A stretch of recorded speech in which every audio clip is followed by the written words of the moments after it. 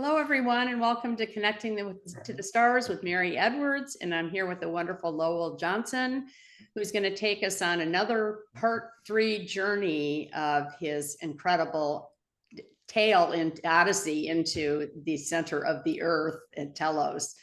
Hello, how are you today? It's a good day today. I know we were just talking about different climates and where I happen to be. I'm in the Midwest now, and this is where I grew up. Uh, but I like to say it took me 34 years to figure out I didn't have to stay here. So when we've been getting snow like we've been getting, and it hasn't been brutal cold like, what really drove me out of here when it was time to go. It's been pretty. This part of, I'm in Minnesota, and when you get nice, beautiful snow, there's nothing better than that. And it took somebody recently to point out, someone who's been spending some time clearing. She's on some journeys where she's assisting Guy in clearing what needs to be cleared. And she had an explanation for the amount of snow that we've been receiving, because if anybody's familiar with Shasta, if you've seen pictures of her in the last week or so, I have not seen her at all since my awareness went there with her with that kind of snow cover on her. And it feels wonderful to me because was it last July? Not this past summer, but the summer before, when I went to visit after, the year I'd been there before, which is, the story we're telling the Telos there. It was naked that year. It just pained me to look at her with no snow on her whatsoever, when she used to be, she had glaciers on her at one point. So it's just indicative of all the rest of this cosmic change that's going on, the things that are going on Earth. This is evidence. Start to look at volcanic activity and earthquakes as indications that this increase in energy that's coming our way, affecting all the sentient planet, the planet and every being on her. Here is where it's triggering in. So I kind of digressed. Let's go back and we'll finish the Telos journey. And then perhaps when we get to the end of the stories, I can tell you what the relevance in all of this was. Because this, after a couple of months of figuring out what the hell that was, it was finally in my awareness that I am a multidimensional being, and I'm capable of having those experiences because I vibrate at the level that matches that. And so it's time that the rest of us learn it. More and more, my guides are telling me, because while you go through this, everyone, what is going on? And can somebody help me understand it? Well, it comes in a different way, and it doesn't come from outside of yourself, as you know. And until you place your attention and your awareness on it, you're never really going to unlock it. And so that's, in my opinion, why so many of us were walking around in a daze, because our attraction and attention goes other places instead of trying to figure out what the universe might have in mind for me. Well, and that's what we're doing now. And that's why we're here right now at this moment, because you dove into it the last few years. I really dove into it the last few years, is what we've both been researching for a long time. It is here and now at this moment with the age of Aquarius just starting. Everything is, we're going through this 2000-year change that we've never been in before. So we are all holding our breath and going, wow, what the heck? What is going on? But we know now, because if we stop and really go inside, we are trying to vibrate at the same level as Mother Earth. We are trying to figure out all these pieces for whatever our path is. You had a different journey than I did, but now I'm going, holy cow, this is what all these lifetimes and years of my life till today has been. So last time you took us up to the doorway in Mount Shasta, and you had a choice to step up, go in one direction. It's always a choice. Every day is a choice. We make those choices every day.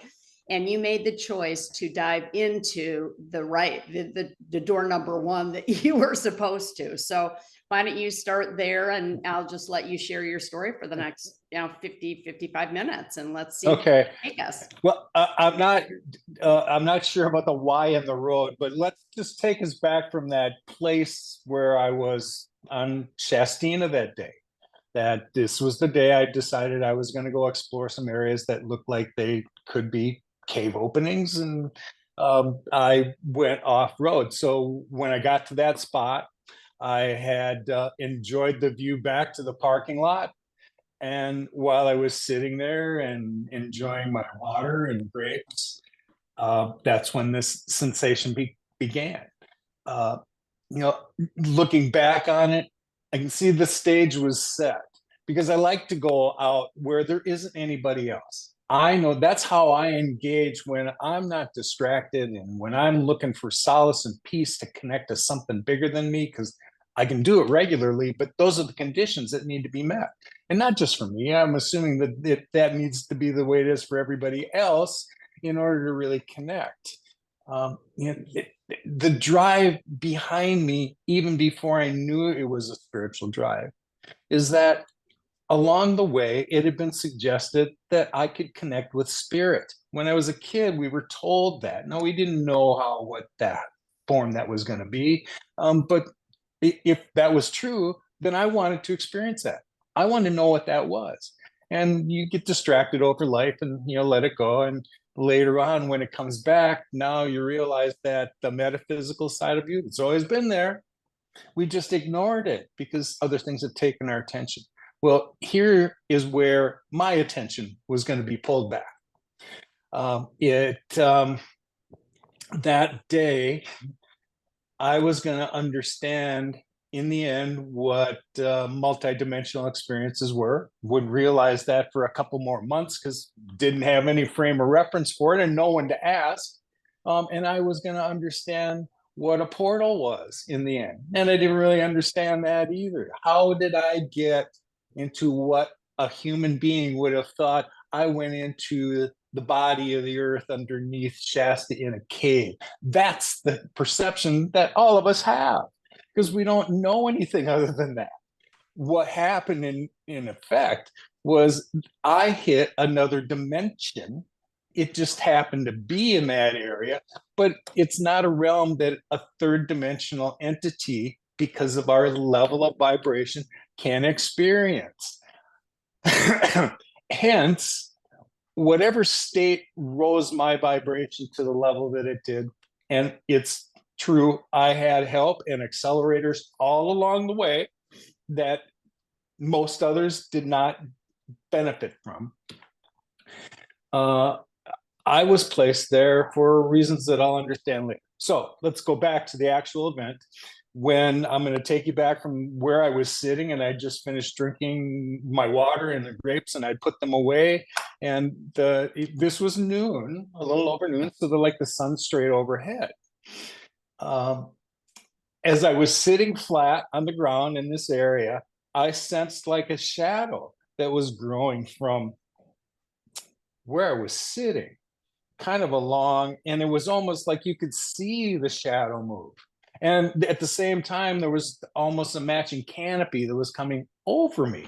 Well, as I was trying to take that in, because I was leaned up against, the mountain, the only thing between me and it was the dried brush that was there.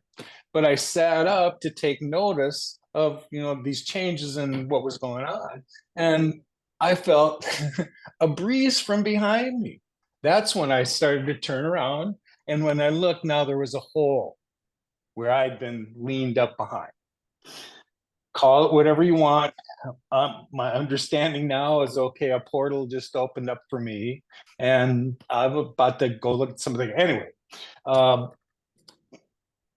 I stood up to take this in, and I could see there was a little rise from where I was. And then wherever this was, it went downward. Later, it'll certainly make sense to me that this is a volcanic tube. Yes, that makes sense. Lava tubes. They're they're all over the area because of the nature of what we're underneath. Shasta and Shasta, are of course the anchors for all of that. But as the light adjusted and I could see into this, it looked like there was somebody down there. And as soon as that awareness came into my mind, I heard a voice say, "Would you like to see Telos?" And you get a little jolt because you don't expect anybody in the area. I was alone, and you certainly didn't expect any communication. But there wasn't anything. It just seemed benevolent. That's the right word for this. It didn't seem threatening. I wasn't scared, although excitement. Of course, you're excited. I love to see things I've never seen before. Well, here we go. So I started to make my way down, and on the way, I thought, whoever this being was, it was about my size from what I could see, given the light conditions. When I got closer, this person was at least a head taller than I was, and in the end, 8 feet or so. Yeah. As I got closer, he said, "You can call me Alex." And I said, "Well, that'll be easy to remember because that's my son's name." And he said, "Yeah, we know about your son. Follow me." And we proceeded down. We were going down in my awareness toward a light source, kind of wherever we were headed. And along the way, he was telling me about Telos, how it was governed, the Council of 13, talked about the number of levels that were there to kind of give me a quick familiarization. And as we got closer to the bottom and this light started to come in from the other side, it opened up into all I can call it is like a staging area. And directly across from us, there's entrances to 5 more of these lava tubes directly in front of us. But immediately to my left-hand side, there's this platform. It's about 6 foot by 6 foot, and on it appears to be a column, bucket seat, bench seats. There was another one off to the left down there, and off to the right, there was another one. Well, while I was taking all this in, Alex had moved around to the other side and got into this craft. On the right side, I would call it the driver's side. There's no console, of course, and indicated for me to sit next to him. And when I did, when my butt hit that, this thing levitated and off toward that middle tube across from us, off we went. Now, what was fascinating about it is I knew I was moving. I knew that we were going places, but the sensation of like wind going by, yeah, there wasn't any of that. As we got through, and now we could start seeing light come from the opposite end, the light would cause crystals that were embedded into this lava tube to refract light. And the colors would change. Every inch you moved, it would just change the light refraction. So by the time you got close to the mouth of this thing, it was like a living kaleidoscope, and it was gorgeous. I didn't want it to end. And except when we came out of this opening, we immediately rose to a level where you've seen cityscapes and photographs in the past. I'm looking at this first level of Telos from that perspective. And it's amazing. There's a huge white pyramid in the center of the city. And then all of the buildings and outcroppings around it are all made out of crystal. There are temples you can see that are here and there. And I looked up to see if I could see the top of whatever area I'm in. I want to get some kind of bead on how high this is. I can't see the top. And yet, this entire cavity I'm in is lit like daylight, but there's no beam of light coming in. It's going to take me a while to understand that that's all a manifestation of crystal energy that they have certainly perfected. But it's beyond our capacity to understand that right now. So as we were looking at all this and taking it all in, we were going to move to the next level. and we dropped closer to ground level, and we're moving off to wherever our next destination was going to be.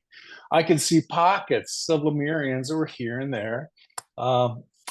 Alex, I neglected to talk about what he looked like when I got there. And for someone that hasn't heard this, it's probably important that I do that.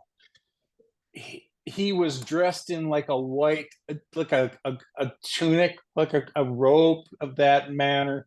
But he had these, I call them ribbons because I don't know what else to call them, but they were different colors. And at the time, I didn't know if it was indicative of some kind of rank that he held, or whether that was just kind of Lemurian bling. I didn't know. Others were wearing white gowns similar to that day.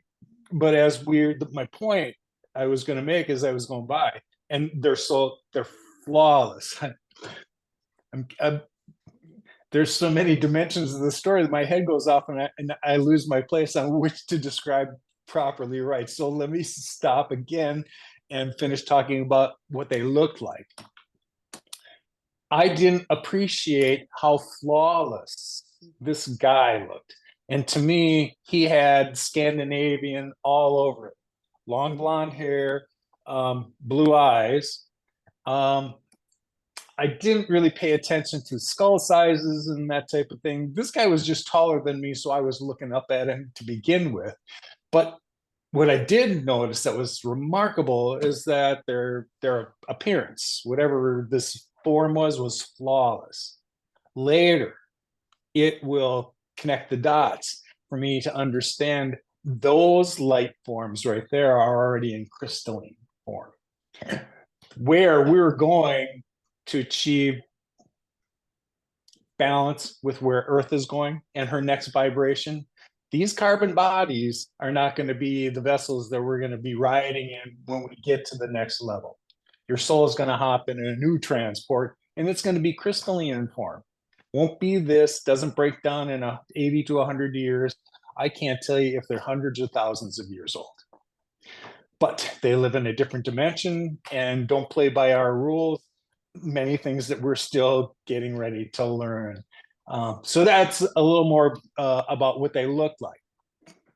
Now, once we had that view of the city and he dropped this craft down, I could begin to like see some of the faces. And there were 5 or 6 that I remember when I looked at them and I could make eye contact as we were going by, I knew them. And strangely enough, they knew me too. I got that feeling that everyone I knew them. I'd seen them before. And not just there, I'd seen them other places. Later on, I'll realize that 2 of the people's faces I thought I saw, I would see in Shasta in April. She was the girlfriend of a producer that was working on the episode I was doing with Reuben Langdon. Barbara, I saw her face, and another friend of mine, Kathy, who is an incredible healer, and she does lots of QHHT healing. She has a gift. Her face was the other one I'd seen there. But if you see Kathy's taller than I am, blonde hair, blue eyes. She looks Lemurian to begin with, so it was no surprise that I would see her face there. After when we were done here, we were making our way to the 3rd level. Now, he explained the other levels, and without going into a lot of detail, because there are 5 of them there, they say, and I have no way of measuring this and knowing it, but there's 25 square miles that kind of encompass what Telos is part of, inner Earth is in that particular cavity. So it's not just levels that we want to think, we think of it like there's some type of elevator that gets us to the 5th level. Yes. And that's what our human minds would be. But we have to begin to think more in terms of dimensionality and moving in spaces like that. And you're not bound by, what we think we know so far. So part of the reason I like to talk about these things is not that you can enjoy my stories, and I know that you do. However, it's more important for me to start to emphasize the importance of you understanding that you're a multidimensional being and start to get command over that, because soon you're not going to just automatically by default vibrate at the way that the earth does, because the earth vibrations are going to rise. That's why all of us are making all this clamor to begin with, so that you are just aware of what's going on. No one's here to tell you what to do next. We're only here to kind of raise the flare to tell you that there's something coming. And I'm surprised if you don't sense it already, because there's something innate in all of us human beings that tells us there's kind of energy changes coming and that have taken place that you can't help but notice. Well, particularly now, because it's all happening so fast. And this last full moon last week was just shocking. So we all play our part in this different role in these different dimensions at different times, but it's a whole huge tsunami of shift right now that we are, a lot of that's probably everyone watching here is feeling it in some way. And that's why it's good to have these conversations, because we all step in at different times, and it's sharing the stories helps layer out the different dimensions and what we all share.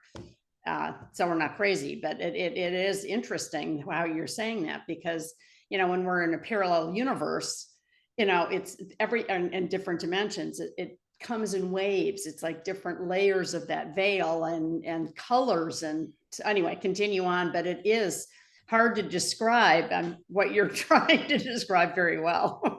No, well, I'm glad you made that point, because it's important that people know, look, I didn't live a life that, for the last 10 years, I've been following this path. No, like Mary mentioned, whatever the trigger was, and I've been asking a lot of people this question as they come across my path, you can tell those that have been following this path for a long time. Some of them a lot have of been us decades. have. I mean, I was on a craft at 5. I knew when I came out of the womb that I was different and weird and didn't belong there, was from somewhere else. But and now the time with the second space race and everybody seeing UFOs in UAPs and having these experiences, are millions of us that have had these conversations and experiences. So we're allowed to talk about it now with our own validation and others, because there's so many millions of stories, and there's a lot more acceptance now, and we have a tribe. The tribe grows every second, and it's happening at this faster than the speed of light right now. So when we go on to the next dimension, our children and grandchildren will already have this in our backyard, because it's happening right now. Yeah. My point was to emphasize how rapidly this is all happening. Yes. These levels of awareness, and if you can get used to the idea that you're receiving downloads, whether you're aware of it or not, there's assistance coming to human beings. There is stuff happening as a result of the cycle that Mary made reference to, that now we're actually in the age of Aquarius. It wasn't just a song that the fifth dimension came up with and thought it was cool. There was this is a cosmic cycle we have stepped into. As of 2012, winter solstice, we are now being bathed by some enhanced photon energy light coming our way that honestly, we're not used to. Human beings and the planet have lived on this half boreonic light that's been coming our way from the central sun all eons. But what is in this new enhanced cloud of light is full spectrum light that's coming. Mm-hmm. And some of the assistance that's coming our way in those downloads are new light codes that are helping in a couple of different ways. First of all, it's no question, really, if you really followed anything that's been going on in your incarnations, that along the way our DNA had been manipulated. Well, and and it changes more every day. I mean, and also if we notice what we notice, I mean, both of us have seen things. This has been going on our whole lifetimes and for lifetimes. But if we notice, if we stop and take a moment, we will feel a temperature change. We will feel a presence next to us, behind us. We will feel loving or some kind of difference in the stratosphere of our own, your home, my home, all of that is sort of knocking gently at us. I mean, I feel their presence all the time. I felt safety and love for my whole life, but only now with the speed that's accelerating so much. We are the accelerators, and it is happening so fast that if we really, we won't, if we don't keep up with it and sort of pay attention to it, we're not going to jump on this train of getting it. And a lot of people are going, whoa, I'm just going to shut down more. But now if we do stay open to these different new possibilities and pay attention to the climatic changes, not only around us, and I'm in California, you were talking about it, Minnesota, it's happening more every day. I wake up with these dreams going, where the heck was I? And some of the things I are familiar and some aren't, but you're so right. It could be a 100 different things or a few different Hold on, I'm things. going to rein you back a little bit because there you go. Hang on. Let me finish this thought because I'm speaking to people that aren't at our level of awareness. All the things that you just pointed out, it has familiar ring to me and it resonates. But we're talking to an audience that they're not at our level yet. We don't so know. I mean, the level changes every day. We're all at hold all on. different levels, right? Yes. We are all the same going through these levels. And that's why each level and all these levels, we help ignite in other people the same thing each day we and talk in every conversation we have. And that's the thing. We're waking up. We're all waking up together in all different levels. No, we're not. And that's my point. Many of us haven't woken up at all. So your light could be a trigger for that, but we can't presume that everybody's going. We're all sovereign beings with free will. I agree with that. I know. Yes, that's one thing I do know. I know. Mm-hmm. I'm just saying that we can't level out every stage that everybody's at because we're all growing together. Past, present, futures all in one. Some move faster and slower depending upon life and work and choice. And whatever vibration we're asking for or listening to or wanting to. So anyway, all I'm saying is people are curious. We're all curious together and we're all learning at whatever stage we're at. Sorry. Not sure where we left off. You were explaining what you were saying that you were saying that you didn't think that a lot of people were sort of at the same stage we are. We don't know. All I'm saying is, so just continue back on it. Your story, you're going into that, you're learning, you go back to, you were talking about what they look like, the beauty of what they were, Lemurians, and what they were sharing with you. So why don't we go back a couple steps? Okay. Just go back. No, I know we were headed for the third level. Yes. And here is where I'm going to see the hydroponic gardens. They're amazing. I'm told that this is 7 acres of the most amazing technology I've seen. They're not planted in dirt. They're nourished only by crystal infused water. It's amazing to see this. And the realization that I had then was I had trouble in my 3D mind understanding that this would feed their entire population. So it was my understanding that when the fall came and when the Lemurians found their way to Mount Shasta, that preparations had been made for a couple 100,000, but that the sinking happened so quickly that 25,000 of them made it. Since then, it's been accepted that there's like maybe 1.2 million Lemurians that are here now in this space, and that's not unreasonable. Except I've had an update from a channel last June, that indicated, oh no, there's like 4.5 million Lemurians in different forms. Some of them are definitely in Telos, but some of them are people like me that have reincarnated. People like you that will know we're Lemurians. We all came back to the space now knowingly because we knew that we were going to be, I'm not the only emissary. I'm the first one that went back, came back to tell you about it, but I'm not going to be the only one. No, there were lots of us that incarnated on this side. So that this time, when we were getting ready to reincarnate and assist Gaia with her raising consciousness and ours along with it, that we were going to be here so that the Lemurians that have been waiting to reintegrate with those of us on the surface and share the technologies they've been waiting to share with us for a while, None of that was going to happen until the vibrations matched. So you can see that it wasn't that the Lemurians had a wish and they wanted to do that earlier. And it wasn't that humanity was or wasn't ready. This cosmic reset set the table for this to all happen right now. Because if we were going to wait for the rest of humanity to all kumbaya together, we'd be waiting eons again.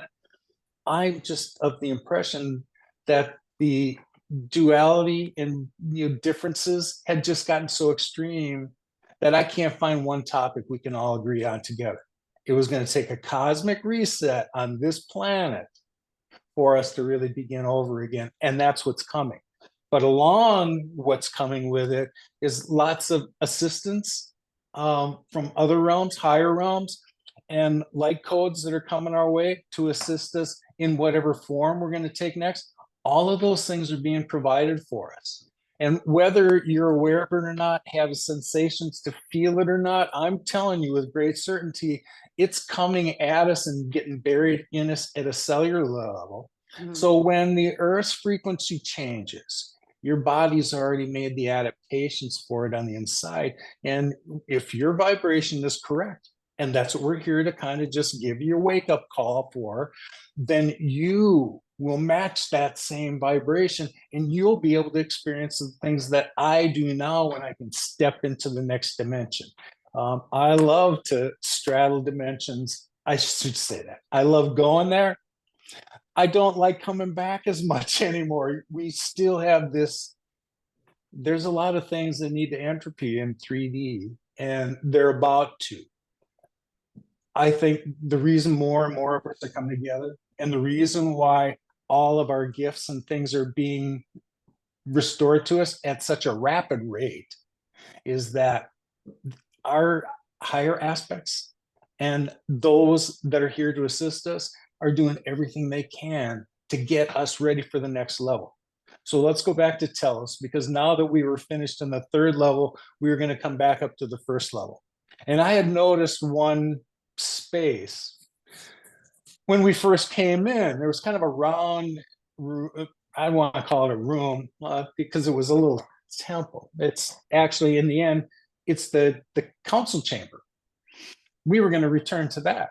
And so when we made our way back over to that, it has an opening, the equivalent of French doors. But this is made of, panels of crystal that form, kind of a semicircle. In this crystal, on each side of this opening, I see these etchings, and they look really familiar to me. When I first arrived in Shasta, I got here on a Sunday, like mid-afternoon. So it was too late to think about going hiking anywhere. So I thought, I'm just going to walk down Main Street and I'm going to get familiar with, see what's where and why. And among the walk, there was this little shop called Blue Star Child Gallery. It's Haruko's place. She's this little Japanese artist that is gifted in ways that I can't even begin to express. She has drawn these light codes. They have different purposes. One was New Earth, one's the New Angelic Blueprint. When I was called into her shop, because she had these really cute little colorful things in the window, when I went in, remember the timing was still, it's COVID. COVID, hit in February. We're still the first part of July. So when I walked into her shop, and I'd seen these shoe covers, and I thought, well, I'm not going to do that today. I'll respect it, but I'll come back later. And as I was turning to leave, I looked in front of me, and there was one of these codes I made reference to, 3 feet wide, 10 feet tall, and she draws them by hand. No rulers, no curvature tools. And then she goes back and colors them. They take months to do. She lays them on the floor, and they are perfect in every way, symmetrical. Like, I can't understand how somebody didn't do this with a computer, but it pours out of her. That's the structured side that clearly she's divinely inspired to draw these, because there's a whole another side of her when the playful side comes out and you get to see what she illustrates then. Amazing stuff. But these codes when I saw them, I felt them. Anyway, when I left that day, I had made a point to come back and return to see them because what I'd seen was so amazing. I wanted to see the rest. And there were 3 rooms that in total, the first one I had only kind of seen. When I came back to visit it a couple days later, and I made my way into the very back room, is a space that's probably 8 by 8, maybe 10 by 10. Not a very big room, but enough to have 5 of these things on it. There was a door that closed and a pillow in the middle of it. Well, when I got into that space, I just wanted to take those things in. So it was at 10 o'clock during the week when I'd returned a couple days later. And I was the only one in the store. So when I finally found this space, I asked, would you mind if I go in and just meditate in there? And she said, no, that's what the space is for. You take all the time that you want. Well, like 25 minutes later, I came on, I'm in tears because these codes are so powerful. You just want to remember them.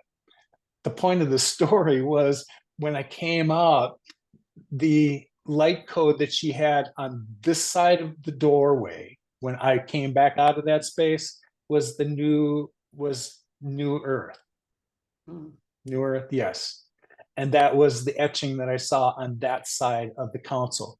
And on the right-hand side, that was the new angelic blueprint. That was on the right-hand side. Right. And when I mentioned to Alex, I said, these look really familiar to me. He says, yeah, those are Haruko's, and they're accurate. So we had them engraved in here. This is the council chamber.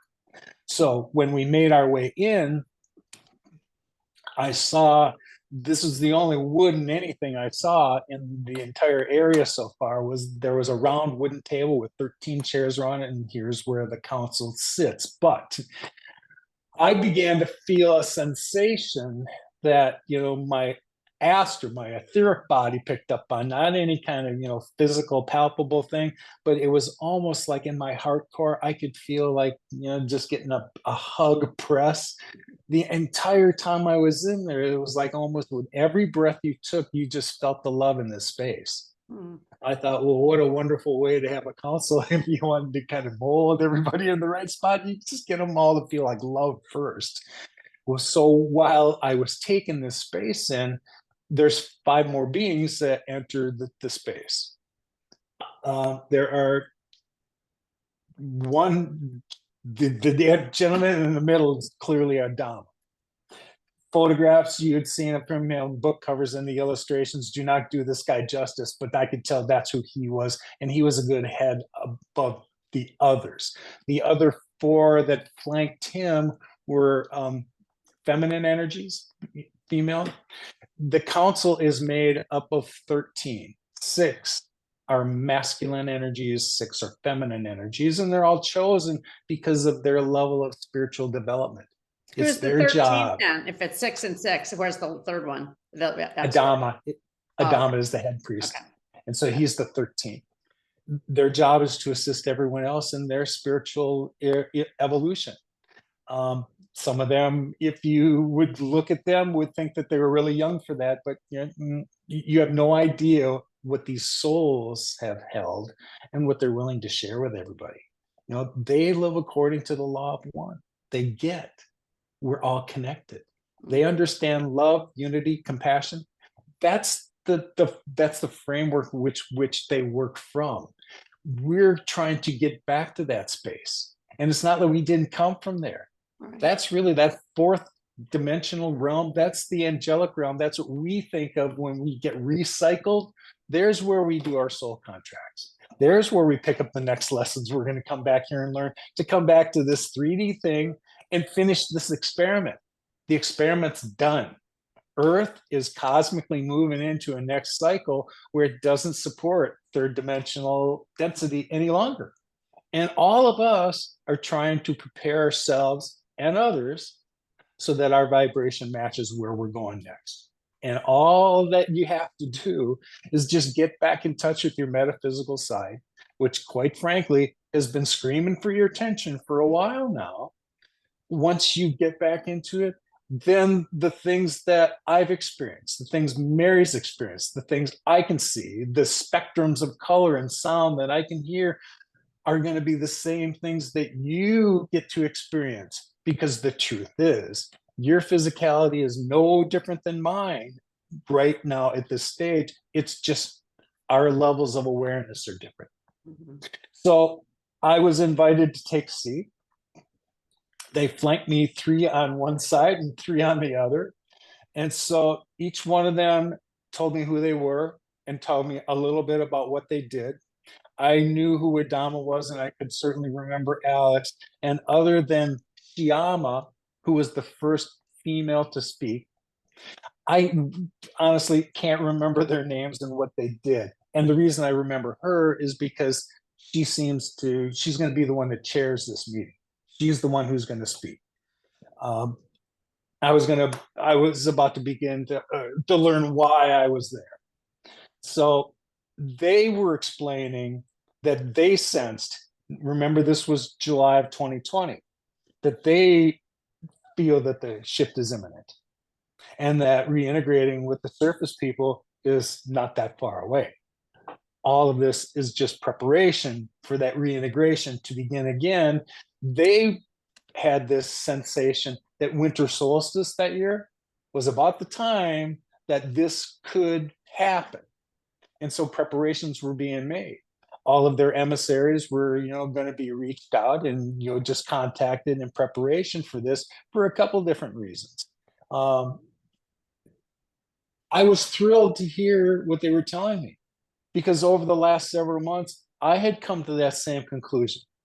I somehow had been led to believe that preparations need to be made by winter solstice. And so, anyway, in light of that news, if we look back at what happened back then, many people would be inclined to say, well, what happened? It came and went, nothing happened. We couldn't be more wrong, because all those sensations I'm telling you about that we're totally unaware of have still been taking place. And we are so deep into the ascension process that I've been instructed to tell the rest of the tribe to stop thinking of yourself as you're in the process. If you have a level of awareness like this and you're still trying to perfect it further, you've already ascended, my friends. You've already had experiences that would illustrate you are capable of having higher dimensional experiences. We are trying to do everything we can so that you really take that in, because the amazing things we think we've experienced so far are nothing compared to what they're trying to prepare us for next. The most incredible things we've been waiting for this planet to experience are about to unfold quickly, and every preparation for humanity to be ready is being made. So after hearing that, I was going to find out why it was me. What am I doing here? And the first thing that they pointed out was that it was clear that I could demonstrate I could hold fifth dimensional awareness. I knew what that was. I could put your duality in check and look beyond that from that perspective to understand the law of one and have that kind of be what my foundational information is. 2, they had said that, well, we heard you were the protector of Gaia. Now that I have no idea how they know. It blows me away. I laugh about it to this day, because I was in an ayahuasca journey 2 years before that. And that's what I had been told from Mother Ayahuasca, I was too, was the role I held. 5 years Crazy. ago. Yeah. By one time, it was like, oh my gosh. Yeah. And it was then the last, beautiful. Yeah. It's wonderful knowing that, isn't it? it is. The last was that I had been preened to be an emissary when the time came. Now, to me, this was all new news. It was going to take months before I realized that during incarnations, and that, yes, I had inclinations about Lemuria, that was the reason I was here. It's the reason I'm here. I incarnated to be on this side of the Lemurian re-engagement when they get here, so that when the time comes, I'm not the only one. It's the only one I can speak of. But I've had profound things, and they keep speaking. And now they're to the point where they believe the last edict that they really put out last June was that they believe humanity, all of humanity, needs to understand their vibration. They're waiting to communicate with us. That was the purpose. So when this was all done, Adama at the end of it had just concluded by saying that this was the unanimous decision of the entire population, and that they hope when the time comes, I would, agree to be an emissary. Well, I kind of stammered out, I'm honored, which is really the only thing I'd said the whole time. And with that, the meeting was over. They got what they needed. They got up and they left. So Alex and I made our way back to that original staging area, hopped back on this craft and made our way there. And before I left, I had two questions. One, can I tell anybody what happened? And he kind of chuckled and he said, you can tell anybody you want. It's not that they're going to find their way down here any easier than you did, and we had to escort you. The other was, can I come back again? And yes, you can. You can come back before the shift. Well, that didn't tell me any more than I already knew anyway, but I have a better idea what that means now. When you start to live in this multi-dimensional idea, you can really connect more dots than you did before, when I got this gift back and I'm just, flailing around, not knowing how I'm supposed to use it or how I connect to it. Every day that passes, I get a little more connected. And it doesn't really come without tribe showing up and triggering something else, or sharing a little bit of something else that just brings more clarity to my own journey. But that's why they showed up. And when you talked about it before, it's so heartwarming to see the people that have shown up that you can have these conversations with. And there isn't anything about any of us that think that I'm here to teach you all the things you need to know. No, I have a gift and I know it's special, but so does Mary. And Mary's is that special too. And what I can do in a room separately, and what Mary can do in a room separately, are incredible things. Now watch what the two of us can do together. Now compound that by 6 incredible sovereign beings like that in the room. And can you see where we're going now? That is what we have to look forward to. When everybody is looking to row the boat in the same direction, that duality is observed, but not stuck on. They quickly ascertain as a collective what's the best thing, and they choose the person most qualified to do that. We all know, and I say this a lot, and I'd love to make this illustration, so I'm going to do it again, that every one of us is a unique individual with a gift that no one else was supposed to have. And if you're looking for evidence of that, every incarnation you chose, you picked your lessons and your journey was unique to everybody else. Do you even sense somebody else that's doing all the same things you're supposed to do? No, because you're supposed to be unique. The universe's fabric is not complete without your piece of the puzzle in it. And there's a gift that you carry for the rest of us that when the time comes, you're going to exercise that on our behalf. You do that because it's the simplest thing you've ever done. It's just who you are in your nature, and you do it with so much effort that the rest of us marvel at it because it's not what we do. But it wasn't one of those things I was referring to a moment ago that you were going to teach us. No, we have you. That's the role that you play in the tribe. So when I continue to see more and more of these amazing, unique, gifted individuals show up, the thing is, every one of us is that. Whether we've taken the time to really taken self-worth about ourselves enough to respect that and see what contributions we're going to make, we just don't take the time to do that. And it's not like there hadn't been entities that have been trying to keep us occupied in other ways since then. But just look at all the crap that's just dismantling on its own. That's not a coincidence. That everything's kind of being shifted, energy is moving, that, man, I see dark energy being transformed into light more often than I even need to speak about it's just comforting to know that when I sit back and I hear about, a situation that um, disturbs, there's a distortion in my field, it doesn't last very long anymore. And they're dismantling all on their own. That's wonderful to see because my focus is still on what's next and above, and hope that when I share that, it draws you into seeing yourself from the same perspective. You and I get to do that because we take the time during the day to connect with ourselves so that we find spirit through that connection.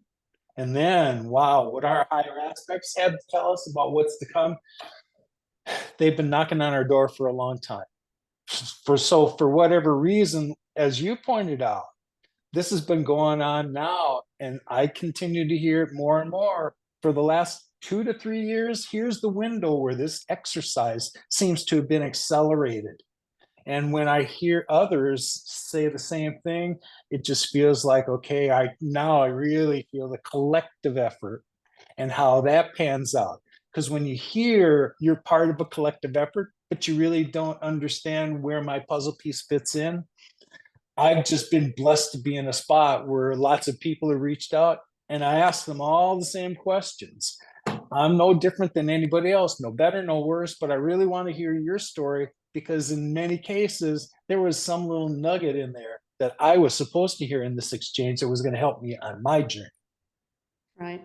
And that's why we're talking. Well, this has been so beautiful because we all do play our part. My son, Alex, when I was telling him at the dining room table when he was 8 years old, and he turns 35 in June, I said, sweetie, you and Lizzie, my daughter, 7 and 8 years old back then, I'd sit at the dining room table saying, you can be anything you want to be. You can be, you have a mission and a purpose here. And then Alex, my son, who does forestry and who I was with yesterday on my 72nd birthday, I said, you remember on my it was on my birthday. And he said, yeah, Mom, I remember saying we all play our part. And I said, look what you're doing in forestry. You look what you are doing, Lizzie, with your global community management. We all are here to play our part, whatever our interests are.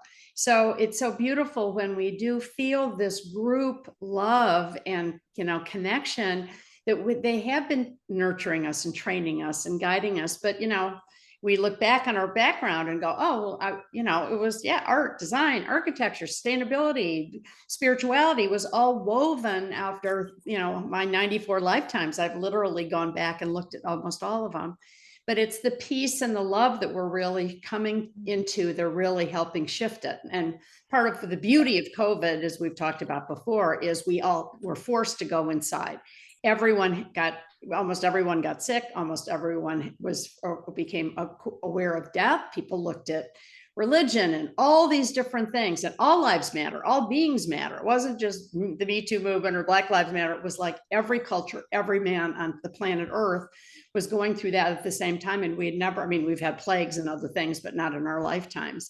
So here we are today with this new birth, this new renaissance, this new revolution that, we got a glimpse of in the 60s and the early 70s and stuff that's happening, that we will continue on the next 2,000 years as we dive into more of this beautiful shift of imagination and creativity that is allowing us, forcing us, asking us to ask ourselves to push and flow and elevate and ground and anchor all at the same time so we don't get too spaced out, which we often do.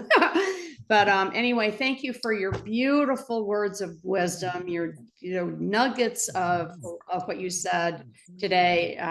Each time it fills me more with more hope and more appreciation of what's really going on this planet right now.